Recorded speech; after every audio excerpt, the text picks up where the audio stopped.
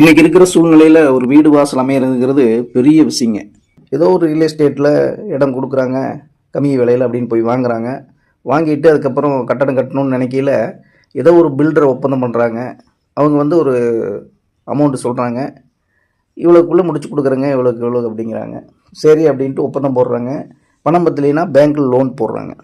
Okay, அந்த லோனும் நம்ம வருமானம் வேணுமோ அதுக்கு தகுந்தவாறு இருக்கணுங்கிறது முக்கியமாக நம்ம பார்க்க வேண்டியது இருக்குது. ஏன்னா வீட்டை கட்டுறோம் அப்படிங்கிற ஒரு விஷயத்தை மட்டும் நம்ம பார்க்கக்கூடாது. கடன் வாங்கிட்டோம், அந்த கடன் 10 வருஷம் 15 வருஷம் 20 வருஷம் 30 வருஷமெல்லாம் கடன் போடுறாங்க. அந்த கடனை அடைக்கக்கூடிய நம்மளுக்கான சக்தி வருமானம் இருக்கா அப்படிங்கிறது முதல்ல பார்த்துக்கணும்.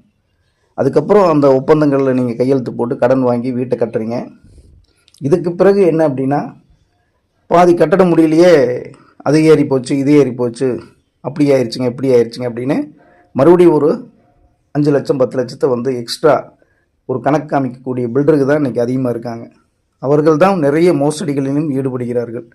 மக்கள் எவ்வளோ கஷ்டப்பட்டு சிறு சிறு சேமித்து வச்சதில் நம்பிக்கையில் மண்ணளி போடக்கூடிய வேலைகள் அங்கே நடக்குது.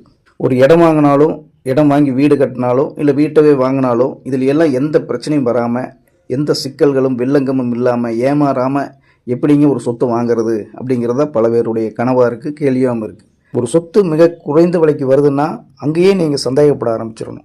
என்னடா மார்க்கெட் ரேட்டில் 30 ரூபா 40 ரூபா சொல்கிறாங்க, இவங்க 20 ரூபாய்க்கு தர்றங்கிறாங்களே வீட்டோட அப்படின்னு ஒரு நிலை வரையில் அந்த இடத்துல உங்களுக்கு சந்தேகம்தான் வரணும். ஆனால் சந்தேகத்துக்கு பதிலாக உங்களுக்கு சந்தோஷம் அடைஞ்சிடுறீங்க. அடடா இவ்வளோ இதாக கிடைக்குதே, என்ன பிரச்சனையோ ஏது பிரச்சனையோ மற்றவங்களுக்கு தெரியறதுக்குள்ளே நம்ம போய் வாங்கிடணும் அப்படின்னு கையில் இருக்கிற நகை நட்டு சேமிப்பு எல்லாத்தையும் வலித்து சுரண்டி கொண்டு போய் அந்த ப்ராப்பர்ட்டி வாங்கிடுறாங்க. அப்படி வாங்கி அதற்கு பிறகு அந்த இடத்துல அவர்கள் குடிபோக முடியாத அளவிற்கு, அந்த இடமே அவர்களுக்கு சொந்தமாகலை அப்படிங்கிற அளவுக்கான பிரச்சனைகள் எல்லாம் நிறைய இருக்குது.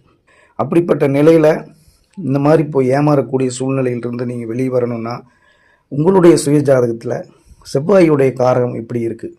செவ்வாய் தான் பூமிகாரகன், வீடு வாசல் நிலம் இதுக்கான அமைப்பை கொடுக்கக்கூடியது. அந்த செவ்வாயுடைய அமைப்பும் 4ஆம் இடம் வீடு வண்டி வாகனம் இதெல்லாம் கொடுக்கக்கூடிய சுகபோக வாழ்க்கையை தீர்மானிக்கக்கூடியது.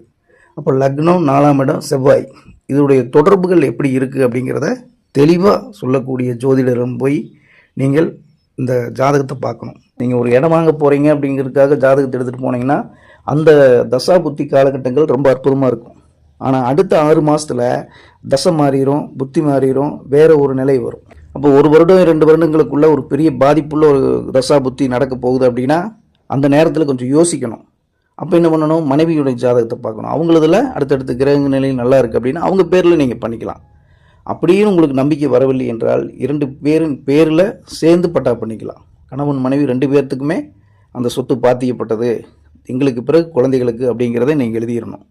இதில் குறிப்பாக என்னென்னா, நிறைய பேர் நிறைய சொத்து சோகம் உள்ளவர்களே பண்ணக்கூடிய தவறு என்ன அப்படின்னா, நல்லா வாழக்கூடிய காலகட்டங்களையே பிள்ளைகளுக்கு சொத்து எழுதி வச்சிட்றாங்க.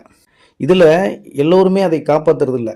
ஏதோ பிஸ்னஸ் பண்ணுறேன், அதை பண்ணுறேன், இதை பண்ணுறேன்னு விரயம் பண்ணக்கூடிய பிள்ளைகள் எல்லாம் வந்துட்டாங்கன்னா உங்களையே வீட்டை விட்டு வெளியே அனுப்பக்கூடிய சூழ்நிலைக்கு பிள்ளைகள் வந்துடுவாங்க.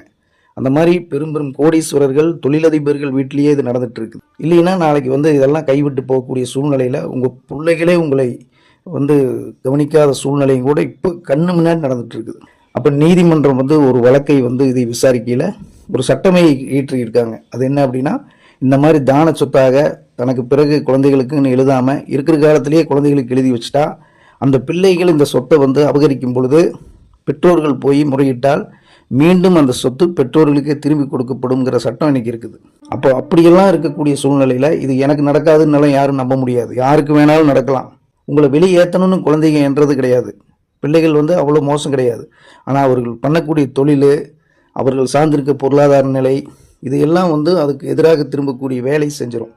அதனால் சொத்து வாங்கிறது பிடிக்கிறது அதை உருவாக்கக்கூடிய விஷயங்களில் ரொம்ப கவனமாக கண்ணும் கருத்துமாக இருங்க.